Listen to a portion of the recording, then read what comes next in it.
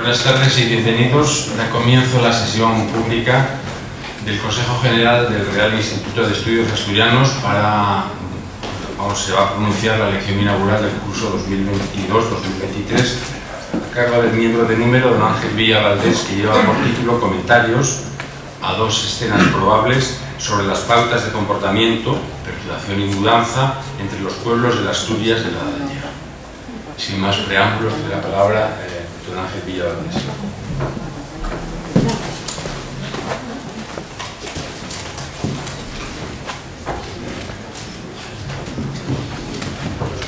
Señor director, miembros numerarios y correspondientes, estimados compañeros y compañeras, señoras y señores. Me corresponde el honor de atender el encargo de nuestro instituto para impartir la lección inaugural del curso académico y con este motivo les propongo compartir hoy algunas reflexiones acerca del comportamiento de los pueblos que protagonizaron los episodios terminales de nuestra prehistoria y parte de las primeras centurias de la era cristiana, que es el tiempo que media entre las escenas que me servirán de guión. Un relato que no faltará quien juzgue extravagante y seguramente con razón, pues aunque construido sobre un sólido sustrato arqueológico, las herramientas habituales del oficio habrán de ser tan solo reivindicadas como umbral necesario pero ocasional para explorar un campo de estudio tan vago como es el del comportamiento humano. Mucho más si lo que se pretende es conocer las pautas de conducta compartidas de los pueblos que habitaron este segmento de la fachada cantábrica hace más de 2000 años. Un ejercicio arriesgado, en buena medida implícito en la sentencia con la que Mortimer Wheeler resumía nuestro oficio. El arqueólogo excavador no debe desenterrar cosas, debe desenterrar gentes. Y fiel a esta máxima serán protagonistas de esta historia las personas que, agrupadas en pequeñas comunidades, mantuvieron el poblado fortificado como blasón y asentamiento hegemónico singular, secular. Su inconmensurable huella arqueológica representa en Asturias un campo de estudio privilegiado, con un legado arquitectónico tanto doméstico como militar ingente. Por el contrario, el repertorio de aquellos otros objetos, menos aparatosos, pero que ilustran más explícitamente los quehaceres cotidianos, se revela en Asturias obstinadamente parco, y hasta tal punto esquivo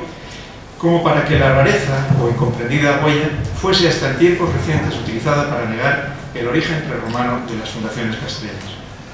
Son muy variadas las causas que motivan esta frustrante penuria, y todas ellas operan en un contexto espacial condicionado por la obstinada voluntad de ocupar generación tras generación el solar habitado por los antepasados. En el caso de las grandes obras defensivas, esto supuso la destrucción y reforma reiterada de muros y trincheras, acontecimientos que, aunque en ocasiones de huella sutil, resultan al fin casi siempre rastreables. No ocurre lo mismo murallas adentro. Los espacios domésticos, levantados con frecuencia a partir de urdimbre vegetales sobre pavimentos de tierra, conocieron una permanente renovación que limitó en gran medida la acumulación de depósitos suficientemente expresivos de la actividad cotidiana allí desarrollada. Y todo ello en un mundo, como es natural en sociedades de economía autosuficiente, que no producían otros residuos perdurables que los ocasionados por la degradación y pérdida del instrumental lítico o la generada por el trabajo metalúrgico. Del mismo modo, el uso hegemónico de materiales perecederos en la fabricación del ajuar doméstico, la madera, las limas y otras fibras vegetales, junto con la marcada acidez de los suelos asturianos, restringen de manera drástica los mimbres con los que la arqueología trenza sus hipótesis. Una pérdida que sabemos cierta y con seguridad cuantiosa por la entidad de los hallazgos producidos cuando las condiciones ambientales lo propician, y por los textos de contenido etnográfico, tanto clásicos como modernos, en los que se constata el secular desprecio de los recipientes de vidrio o arcilla frente a la madera, no por carencias tecnológicas, sino por motivos de orden cultural. Baste recordar el célebre pasaje de Estrabón, donde en referencia a los pueblos del norte de la península ibérica, señala que utilizan vasos de madera, igual que los celtas, o el testimonio mucho más cercano de Eugenio de Salazar, quien avanzado el siglo XVI, en las mordaces observaciones acerca de los vecinos de Tormaleo, cuenta que comen y beben en platos y escudillas de palo, por no comer y beber en platos de Talavera, ni vidrio, de Venecia, que dicen que es sucio y que se hacen con barro. Pero si alguna circunstancia lastra de manera irremediable nuestra capacidad de aproximación al universo de relaciones sociales que amalgamaron durante la Edad del Hierro la vida en común en torno a los castros, esa es sin duda alguna la carencia de necrópolis. El más frustrante silencio arqueológico perdura en los territorios norteños frente a las fuentes inagotables de información que al sur de la cordillera ofrecen los inacabables campos funerarios meseteños donde reposan los despojos de centenares de individuos de toda edad y género, acompañados de objetos representativos de su condición y estatus. Dicho lo cual, nada tendría de extraño que, ante el reconocimiento explícito de semejantes limitaciones, hubiera entre ustedes quien pudiera interpretar este excurso de apertura como pretexto para soslayar la fragilidad de las hipótesis que a continuación expondré. No es esa mi intención, si bien he de reconocer que aún a riesgo de frisar puntualmente lo temerario, considero legítimo, en realidad imprescindible, apurar la interpretación contextual de cada fractal informativo para, trascendiendo la materialidad evidente del objeto, procurar al menos una aproximación a la razón de su existencia, a la intención que animó su factura y de esta forma tratar de rastrear el repertorio de costumbres que al fin y en expresión horteliana constituyen en esencia un pueblo. Las escenas que a continuación les presentaré podrían haber sido ambientadas en cualquiera de los asentamientos castreños que hoy sabemos prolongaron por siglos su ocupación. La Campa de Torres, Llagús, Sanchuís, Cabo Blanco, Pendia, Taramundi,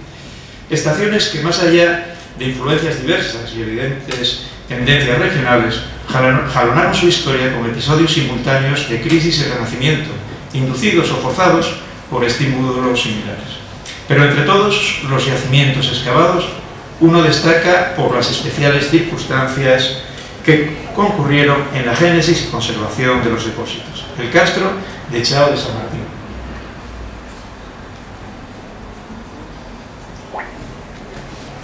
En Grandas de Salina. Un caso excepcional donde las series estratigráficas, los materiales y las dataciones absolutas proporcionan una fiable línea temporal sobre la que es posible reconocer acontecimientos por lo general inasequibles al método arqueológico en otros yacimientos. Las escenas recreadas para la ocasión se ambientan en espacios arquitectónicos reales y están aderezadas con mobiliario y ajuares de la época. En ambas se representan liturgias que hubieron de concernir al conjunto social y en las que de manera más o menos explícita se advierten rasgos esenciales en el comportamiento de dos comunidades que, aunque asentadas sobre el mismo lugar de habitación, protagonizaron estadios distales en la milenaria historia del castro, distanciados por las cerca de 30 generaciones que median entre ambas ceremonias. Para la primera, hemos de retroceder hasta el año 800 a.C., en el ocaso de la Edad del Bronce, un periodo de profundos cambios en las sociedades europeas, entre otras razones como consecuencia del fin de la bonanza climática que hasta entonces había favorecido la explotación de terrenos antes de imposible aprovechamiento agrícola y un importante impulso demográfico. La crisis redujo estas áreas cultivables y también los recursos indispensables para la supervivencia. Un tiempo que conoció un intenso intercambio de larga distancia, principalmente de manufacturas metálicas, que propició la difusión de innovaciones tecnológicas en las que se reconocen influjos atlánticos, centroeuropeos o mediterráneos y que alcanzaron, si bien con desigual intensidad, la fachada cantábrica. Es, por tanto, un tiempo nuevo, en cierta forma, un tiempo de ensayo en el que los pueblos que hasta ese momento explotaban de forma más o menos itinerante unos territorios ya de por sí no especialmente feraces, han de explotar en un ambiente ahora más severo, si no hostil, nuevas formas de relación, de equilibrio con el paisaje, con las comunidades vecinas y también, quizás con mayor apremio, con todas aquellas entidades intangibles que rigen el destino de los hombres. El castro, el asentamiento estable y fortificado, surge entonces como necesidad perentoria, como expresión monumental y simbólica de la apropiación consumada de un espacio económico.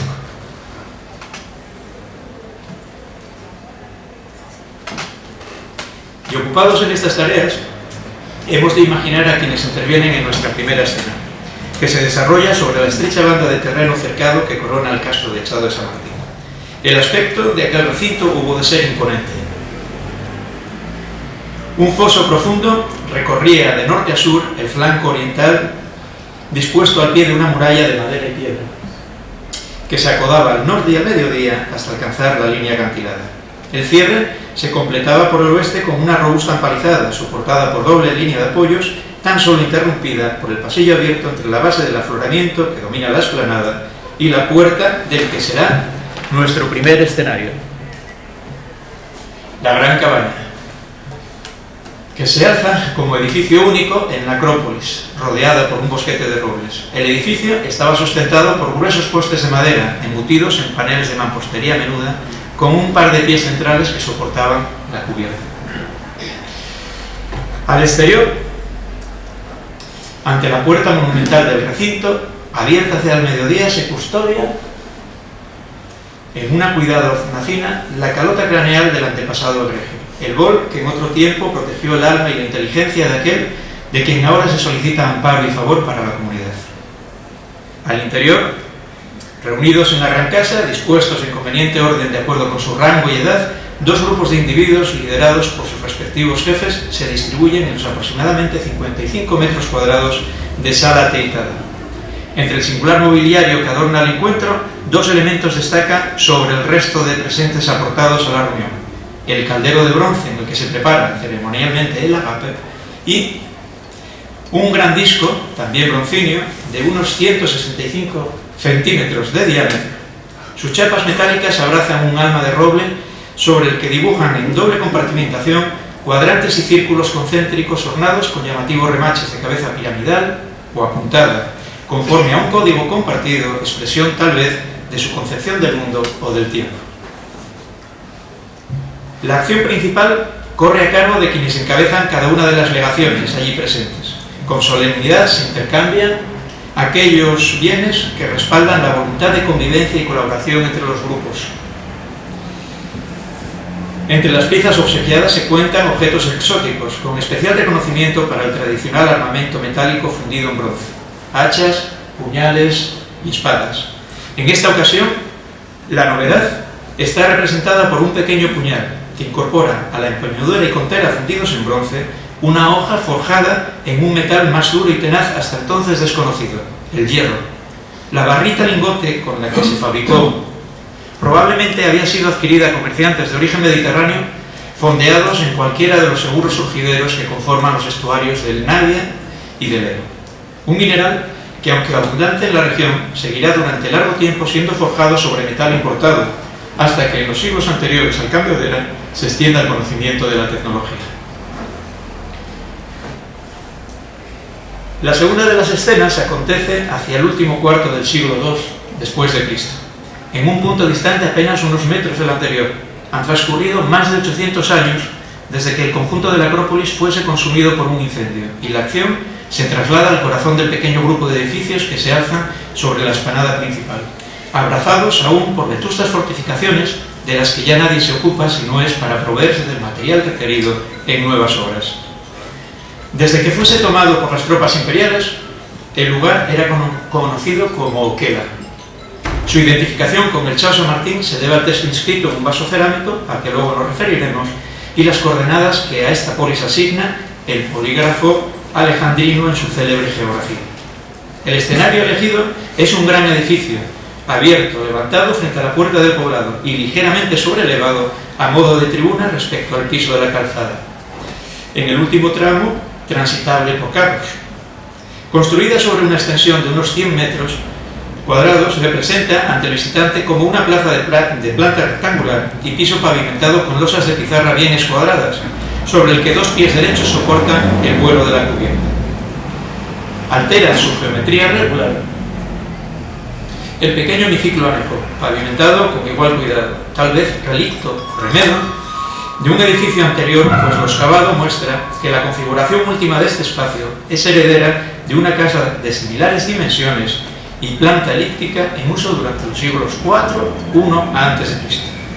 La escena transcurre en torno al cambio de era, con las cosechas y recolección finalizadas, y la inevitable ralentización de otras actividades que, como la minería, están condicionadas por las horas de luz, el frío y las precipitaciones. Es el día establecido por la administración provincial para proceder a la recaudación de tributos, y la convocatoria es aprovechada por mercaderes, itinerantes y vecinos para celebrar una concurrida jornada de mercado. Sentados en los bancos corridos, sobre las paredes de la plaza y estancia contigua, se disponen los actores que complementan esta escena. Sabemos que allí pudieron estar presentes atendiendo sus obligaciones para con el erario público Flavio, Torbalino, Lucio, Flavino, Quinto, Fulonio, Séptimo, Pambano, Torgalino, Pontio o Beduna, también Usiniano, Gemelo y Marítimo, Emilio VI o Antonio Capito. Nombres comunes en la época y que figuran entre quienes tributaban en el espacio administrado por y desde Ocela, capital de la Químitas, como prueba el censo descubierto en el pequeño y vecino castro de Pelou, transcrito al Alimón por los recordados profesores Alfeldi y Julián de Francisco, en inolvidables sesiones otoñales en el Grandes de 2004. Como protagonistas de la acción reconocemos a Duago y a sus hijos, sin capacidad para atender el pago en la forma establecida, han de realizar su aportación en especie, según reza la inscripción Duabus et filius posuerum frugem. Frente a ellos, el magistrado local, representante de la familia en que la administración provincial con sede en Tarraco había delegado la ejecución de las competencias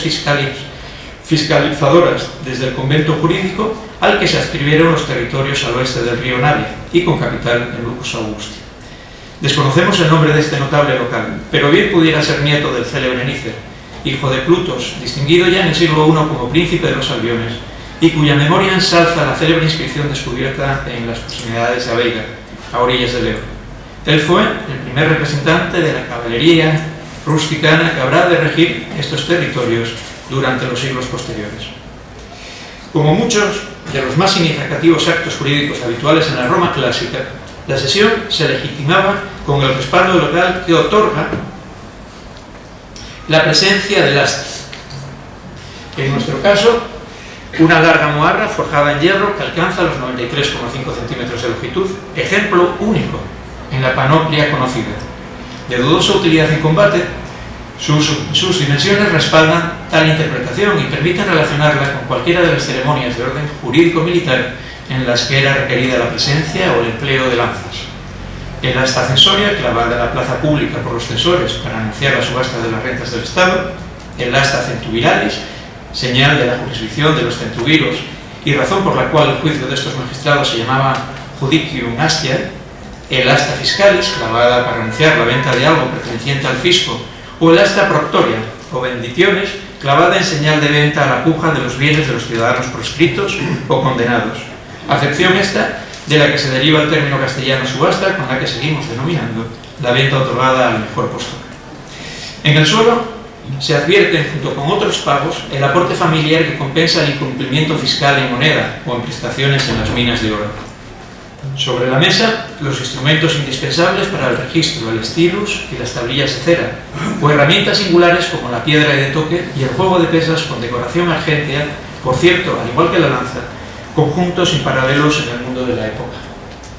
Mención especial debe hacerse a la pequeña olla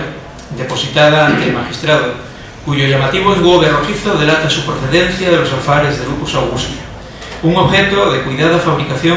cuyo protagonismo en la escena se debe a la inscripción fijada en su cuello, en la que son mencionadas las poblaciones de Oquela y Buroflavia, ambas con cita tolemaica entre las ciudades interiores de los palaicos lucenses. El mensaje transmitido, que, según aceptada lectura del profesor Julián de Francisco, no era otro que copian buroflavienses, saluten Oquela y Feliciter, los buroflavienses desean en abundancia salud y prosperidad, los de Oquela, constata con un saludo protocolario la rendición de tributo de los habitantes de Buroflavia a los de Oquela y reivindica el rango prevalente de esta última, probablemente en su condición de caputibitatis o lo que es lo mismo, centro administrativo de un territorio con límites bien definidos y población sometida a tributo. Por desgracia, el contenido de tal aportación no se ha conservado, aunque no parece descabellado suponer que este fuera, al igual que acostumbra suceder en los más importantes hallazgos numismáticos, que este fuera monetario, quiero decir, al igual que suele ocurrir en este tipo de hallazgos durante la época. Poco podían sospechar los actores de nuestra escena la catástrofe que algunos días después habría de cebarse en el próspero poblado. Con una furia muy superior a la conocida en ocasiones anteriores, la tierra tembló y todo se vino abajo. En su caída súbita y compacta, los muros atraparon todo cuanto aquellos edificios contenían. La tragedia sufrida por los habitantes de Oquela acababa de sellar uno de los mejores tesoros arqueológicos de la época. Joyas, monedas, herramientas, menajes y vajillas con centenares de piezas importadas, orgullo de sus privilegiados propietarios y destinadas a atender las obligaciones de banquetes y hospitalidad consustanciales a sus cargos. Quedaron atrapadas todas ellas bajo el sello de los muros que las cobijaban. En la plaza, el empuje de la roca en que la pared oeste había sido encajada provocó su desplome compacto sobre el pavimento de la gran sala, donde todavía descansaba cuando los arqueólogos exhumamos aquel noble espacio.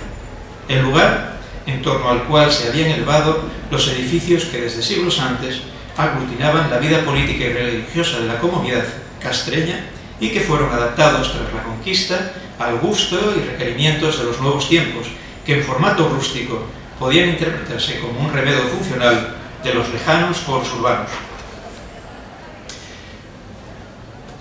Retornemos a nuestra escena de referencia. Nos encontramos en ambas ante dos acontecimientos, en principio de naturaleza económica, intercambio de bienes en el primer ejemplo, pago de tributos en el segundo, cuya trascendencia se proyecta más allá de la comunidad, pues como hemos visto, su celebración concierne a grupos ajenos al propio Castro. En ambos actos se advierte además rasgos de manifiesta desigualdad entre los personajes, tenga esta su origen en la apropiación de recursos vetados al resto de la comunidad, o sea de carácter meramente honorífico. Y ambos se desarrollan en espacios ceremoniales de disfrute colectivo y cuyo registro asociado permite descartar un uso doméstico. Y por último, otra particularidad compartida, y no menor, la ausencia de representación femenina en ambas escenas.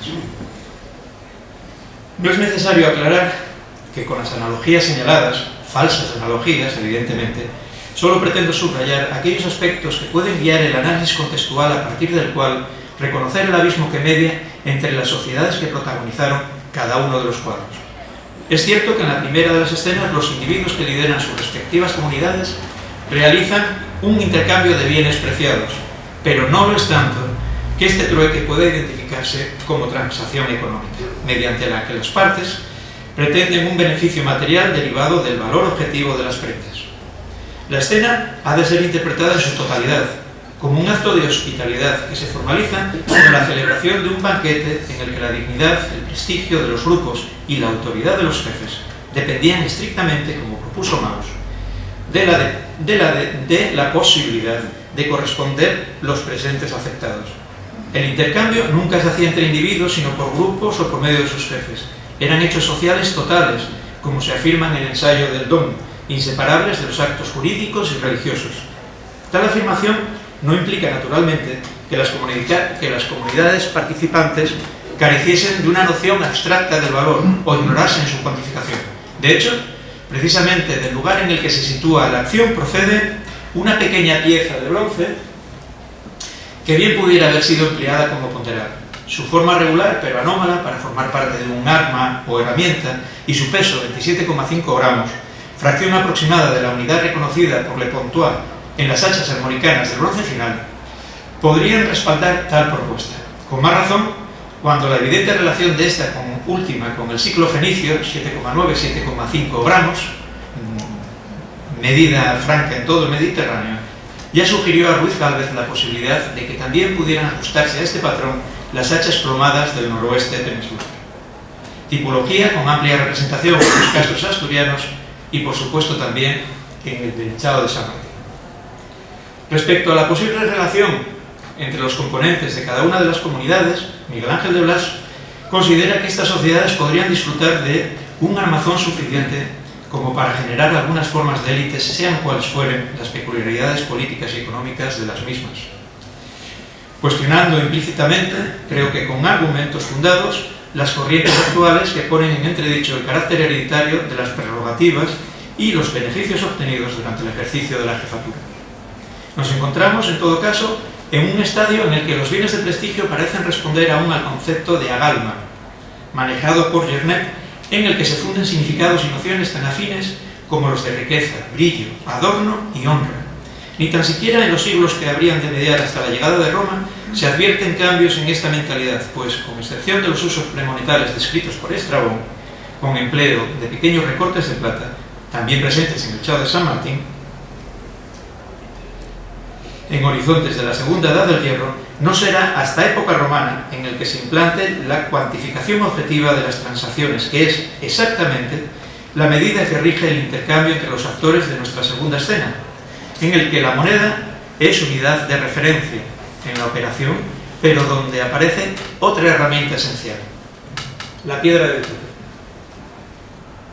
Las piedras de toque son pequeñas piezas de grano fino que poseen la cualidad de permitir reconocer de visu la pureza de las aleaciones de metales preciosos, principalmente el oro y la plata, y en determinadas circunstancias, en época antigua, también incluso el cobre.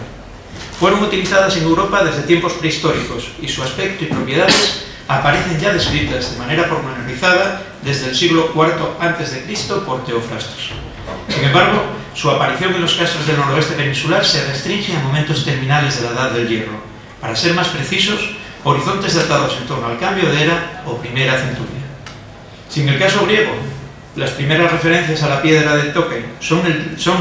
con el término básano, se remontan al siglo VI a.C. y son, por consiguiente, posteriores apenas unas décadas a la aparición alrededor del 640-630 de las primeras piezas estampadas y garantizadas por el Estado, el registro arqueológico de las piedras de toque surgalaicas es rigurosamente contemporáneo de la más temprana implantación del uso monetario en la región, donde el trueque, según la crónica estraboniana citada, había sido la única práctica premonetal y ocasional conocida por las comunidades locales. Todo ello en un tiempo en el que la difusión del numerario y consiguiente control de leyes encontraron poderoso estímulo en la militarización y la organización fiscal de los territorios conquistados, con la reforma monetaria de Augusto, lógicamente del año 23, con la que se estableció el oro y la plata como patrón, como razón última del severo control del metal. Un contexto en el que la población local experimentará de manera traumática un cambio radical en sus actividades productivas, impuestas y ahora marcadas por la especialización y la explotación intensiva de determinados recursos, muy especialmente la minería del oro. Como bien saben, la minería metálica tiene en Asturias antecedentes prehistóricos que se remontan a 4.500 años atrás. La explotación del cobre, nuevamente con los estudios del profesor de Blas como referencia indispensable, propició el desarrollo de una metalurgia que alcanzó particular dinamismo durante las últimas fases de la Edad del Bronce. Las producciones broncíneas muestran, al modo en que se representa en nuestra primera escena, un protagonismo hegemónico en el registro metálico de los castros durante los primeros siglos de existencia. Solo a partir de la mitad del milenio, en la denominada Segunda Edad del Hierro, hacen su aparición, aunque de manera muy significativa, los testimonios del trabajo con metales preciosos, el oro y la plata, generosamente documentados ambos en el Chao de San Martín, la Campa Torres y más recientemente con formidables ajuares en el Castro de Álava en Salas, fruto de las investigaciones patrocinadas por la Fundación Valdés Salas. La explotación del oro depositado en los placeres fluviales y el beneficio de mineralizaciones asequibles a la tecnología de la época favorecieron una rica, variada y original actividad artesana. Pero lo harán en el seno de comunidades que practican, en definición de Fernández Pose, una economía de autosuficiencia complementaria y sin acceso diferenciado a la riqueza. Tras la conquista, Roma aplasta este modelo de sociedad y la destreza acreditada de la población local en la prospección, laboreo y manipulación de los metales preciosos pasa a ser literalmente moneda de cambio para satisfacer al invasor. En un contexto político caracterizado por el rígido marco administrativo que toma el convento jurídico y la Civitas como base de su organización, nace un mundo nuevo marcado por la dependencia y la desigualdad. Volvemos de nuevo a nuestra escena para reparar en el equipo de escritura.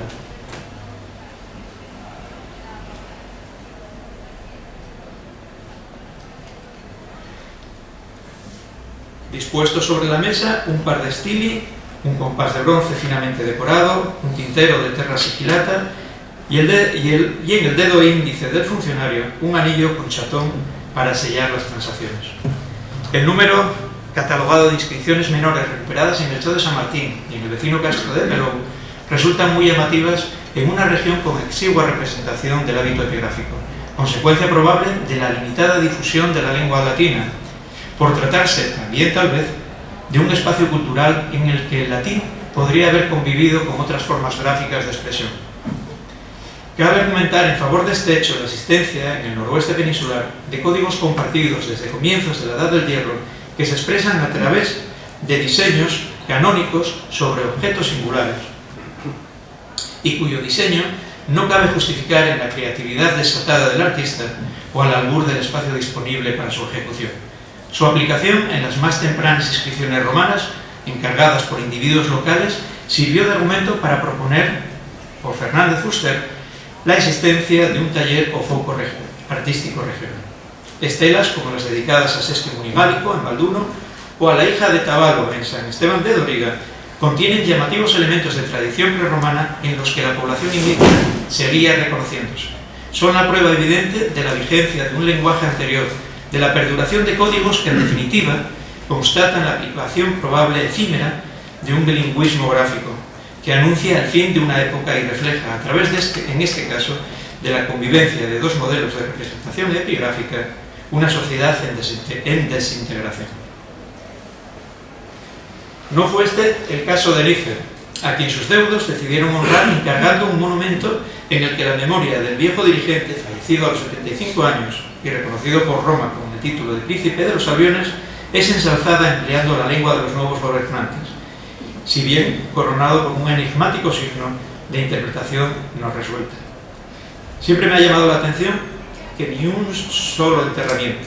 o depósito cinerario haya sido descubierto en relación con las ya de por sí escasas inscripciones funerarias conocidas en la región. El medio centenar de estelas es prueba suficiente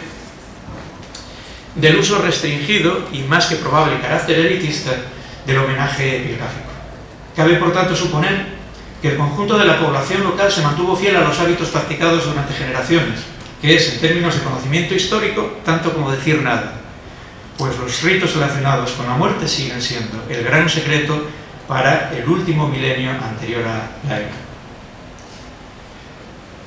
Los escasos ejemplos conocidos, Fuentenebroso, Campatorres, La Cerrosa y el descrito en relación con la ceremonia del Chao de San Martín, que tienen en la imagen, no resuelven el problema y responden en todo caso a comportamientos que no parecen compartir pauta formal ni locativa. Es posible que Nícer y los notables que como él optaron por fórmulas fúnebres importadas tan solamente hubiesen impostado la ceremonia. Nada tendría de extraño un proceder semejante, por otro lado, bien documentado, por ejemplo, durante la colonización española de América, en la que, como señala Gabriela Ramos, aun siendo los aspectos ceremoniales los más tempranamente afectados por las nuevas leyes, las prácticas funerarias tradicionales se prolongaron, incluidos los banquetes fúnebres, las danzas con trajes con plumas, lamentos y sacrificios gentílicos, especialmente entre las altas dignidades locales, enmascarados en formatos castellanos más o menos oficiales, quizás a modo de desafío encubierto a la presencia española, como señala la investigadora. En el inicio de este discurso traté de exponer las limitaciones de todo orden que dificultan la interpretación de un corpus documental tan precario como es el registro mobiliar durante nuestra Edad del Hierro, donde el método arqueológico apenas permite esbozar en trazo grueso pautas de comportamiento comunitario. Este ejercicio se torna altamente comprometido cuando se pretende verificar un hecho aún más opaco como es el estatus de género. Aún así, procuraremos aportar alguna reflexión a partir de ciertas evidencias que permiten atisbar el protagonismo femenino en funciones relevantes para la comunidad y, cuando menos, cuestionar su exclusiva reclusión en las consabidas tareas domésticas.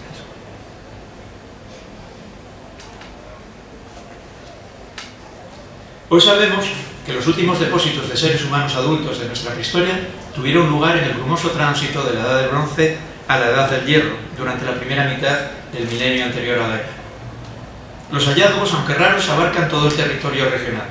Las circunstancias que rodean cada uno de ellos tienen en común el tratamiento singular dispensado a los cadáveres y que corresponden con alta probabilidad exclusivamente a cuerpos femeninos. Despojos que se dispusieron en escenarios altamente ritualizados. Este comportamiento con tan inequívoco sesgo de género resulta especialmente significativo en un periodo con muy limitada expresión arqueológica e invita a contemplar cierta prevalencia femenina en la urdimbre social de las primeras comunidades castreñas. Los textos clásicos, principalmente Estrabón, han servido de apoyo para intentar comprender el rol de las mujeres durante la Edad del Hierro. A ellas les correspondía la organización doméstica, la recolección, la custodia y el procesado de los alimentos, y estacionalmente el beneficio aurífero, allí donde era posible, de los placeres fluviales. El cronista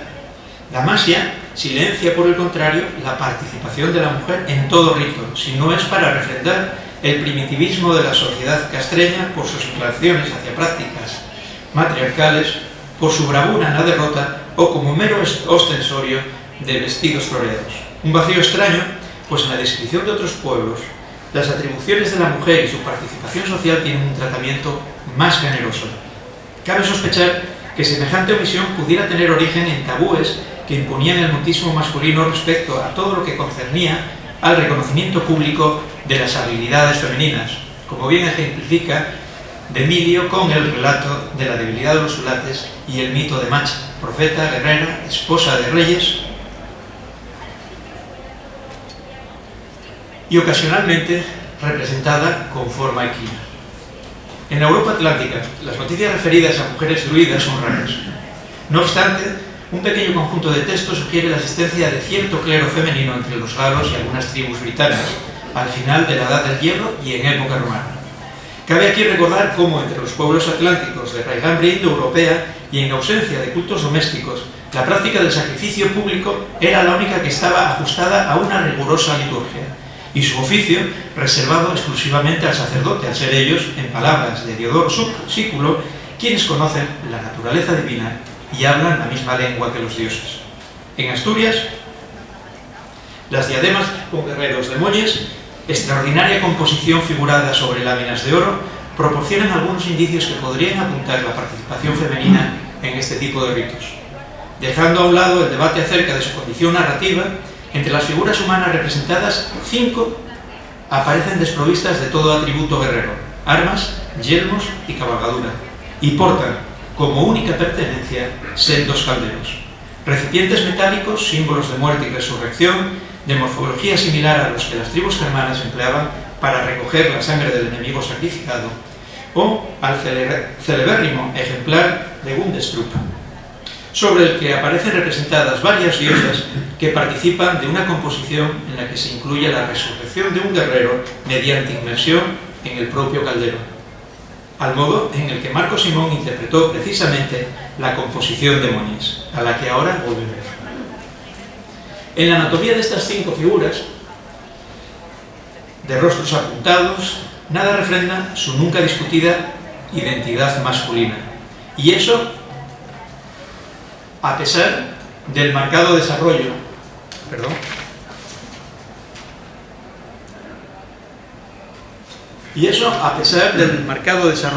de los glúteos, del sutil realce pectoral y la cintura ceñida, rasgos que las diferencian del resto de personajes, tanto infantes como jinetes, y que admite, cuando menos, contemplar su hipotética condición femenina. Las mujeres oficieran con papel destacado en una liturgia escatológica tan representativa del universo simbólico de las comunidades de la Edad del Hierro, podría respaldar la verosímil responsabilidad femenina en la praxis ceremonial de los pueblos castreños. Desde las que tuvieron como escenario las acrópolis de fines de la Edad del Bronce, hasta las celebradas en las saunas rituales a partir del siglo V a.C., pequeños santuarios urbanos donde se propiciaba la acción benéfica de entidades relacionadas con las matres y la diosa Navia, y donde se custodiaba el fuego común, que habría de alimentar la fundación de nuevos hogares y su renovación ritual. Descartada la posibilidad de que el ceremonial desarrollado en estos singulares edificios careciese de una persona oficiante, como impensable lo era para la celebración del culto comunitario entre galos y britanos, parece verosímil contemplar que esta encomienda pudiese haber sido ejercida por una mujer, a modo de magistratura específica y femenina, sin que su atención, como ocurría con los druidas galos, exigiese segregación ni abandono del resto de quehaceres cotidianos. He aquí los argumentos que justificarían, en el caso de nuestra primera escena, corregir la invisibilidad femenina inicialmente propuesta para introducir la figura de las mujeres en una posición cuando menos destacada. No ocurre lo mismo en la segunda acción. La imposición romana de un nuevo régimen androcéntrico supuso, tras una breve convivencia, la paulatina sustitución de los códigos iconográficos ancestrales por la lengua latina. Del mismo modo que los símbolos fijados sobre los molinos prerromanos de Coaña, La Spirita o Ricabo fueron reemplazados por la titularidad masculina en el Catilus de Sanchis. Ninguna mujer aparecerá ya en listados como la tabla de Pelou, ni siquiera en los grafitis de propiedad tan frecuentes sobre las cerámicas altoimperiales. En este contexto de acelerada desintegración de la sociedad castreña, también se precipitó el vaciado simbólico de las ceremonias termales y su consiguiente desacralización. A ello cabe atribuir la efímera perduración de las viejas saunas tras la conquista, más que al fiasco funcional de su fallida adaptación a los patrones balnearios clásicos. El destino de aquellas mujeres y el conocimiento ancestral del que eran portadoras hubieron de tener un destino incierto. Es probable que, al igual que en la Galia y en Britania, su consideración, como la de los druidas, se viera paulatinamente degradada a la condición de magas entregadas a conjuros y jordinerías. Tal vez la memoria de aquellas mujeres silenciadas es la que encarnó en esencia la bruja asturiana, una figura resistente, de imagen residual y arcaizante, tan ajena al panteón clásico como al dios cristiano, a quienes nunca concibió como enemigos, pues como señala Rodríguez Vigil, su razón no era otra que la comunión con las fuerzas de la naturaleza y la compasión por los pobres dioses antiguos, que despojados incluso de su nombre, se vieron reducidos a la condición de espíritus ladrones o mendicantes. En el epígrafe que abre el magnífico estudio La creación del mundo y otros mitos asturianos, firmado por Cristóbal de Emilio, se recoge el comentario de un anciano, de misa diaria, que, probablemente imbuido de la insondable melancolía que produce saber relegada la propia identidad, cuenta: porque nuestra religión, pausa, bueno, la religión que hay ahora es la auténtica, y bajando la voz, pero antes había otra, y esa era la nuestra. Finalizo aquí este discurso confiando en que, a pesar del trazo grueso empleado por razones de tiempo y prudencia, lo dicho acerca de las gentes castreñas les haya resultado de interés. Un empeño poco meritorio cuando el tema tratado toma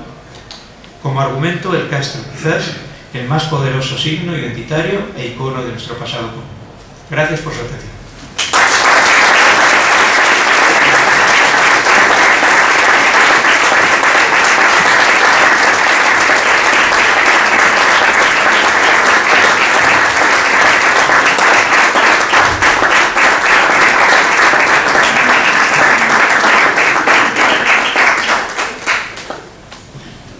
Muchas gracias a don Ángel Villa Valdés por su magnífica lección inaugural